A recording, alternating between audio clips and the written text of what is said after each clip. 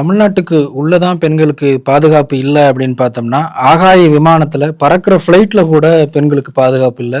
சரி, இந்த பிரச்சனையெல்லாம் யாரா பண்றான்னு பார்த்தோம்னா, அதுவும் ஒரு திமுக நிர்வாகியா தான், திமுக கட்சிக்காரங்களா தான் இருக்கிறாங்க.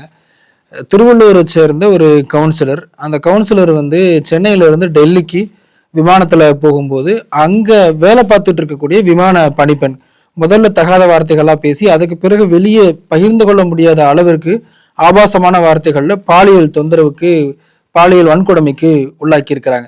இது மட்டும் இல்லை, இப்ப சமீபத்தில் திருப்பி நேற்றைக்கு முந்தைய நாள் திமுகவை சேர்ந்த ஒன்றிய துணை கவுன்சிலர் அவரும் பல ஆண்டு காலமா ஒரு சிறுமியை வந்து பாலியல் வன்கொடுமைக்கு உள்ளாக்கியிருக்காரு. பெண்களுக்கு எதிரான குற்றங்கள்ல ஈடுபடுறது முழுக்க முழுக்க 190% பேர் வந்து திமுக கட்சிக்காரங்களா இருக்கிறாங்க, அல்லது திமுகவை ஆதரிக்கக்கூடியவங்களா இருக்கிறாங்க. அல்லது இதை இப்படி பார்க்கறோம்னா, குற்ற செயல்கள் ஈடுபடும் எல்லாமே திமுகவில் போய் அடைக்கலம் போகிறாங்க, திமுக தான் வந்து இந்த குற்றவாளிகளுக்கு அடைக்கலம் கொடுக்குதா அப்படின்னு சாமானிய மக்கள் கேள்வி கேட்பதை நம்மளால தடுக்க முடியாது. ஒரு பெரிய புள்ளி ஒரு பட்டியலே கொடுக்குறாங்க. 2020 பெண்களுக்கு எதிரான பாலியல் பலாத்கார வன்கொடுமை குற்றங்கள் பதிவானது 404. 2021 450. அதாவது திமுக பொறுப்பேற்ற ஓராண்டுலேயே வந்து அதோடைய எண்ணிக்கை அப்படியே அதிகரித்திருக்கு. 2022 462, 2023 406, 2024 471ங்கிற மாதிரி அதிகரிச்சிருக்கு.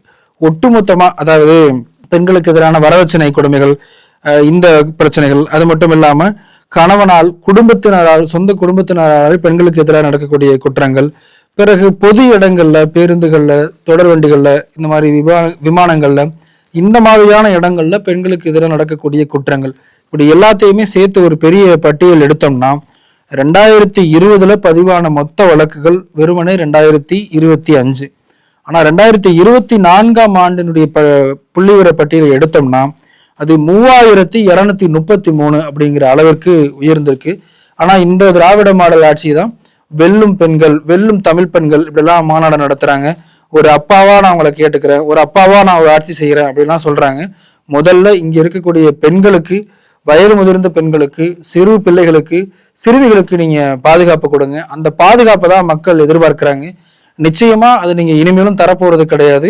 மக்கள் முடிவு பண்ணிட்டாங்க. உங்களுக்கு டாடா பாய் பாய் சொல்வதற்கு மக்கள் தயாராயிட்டாங்க.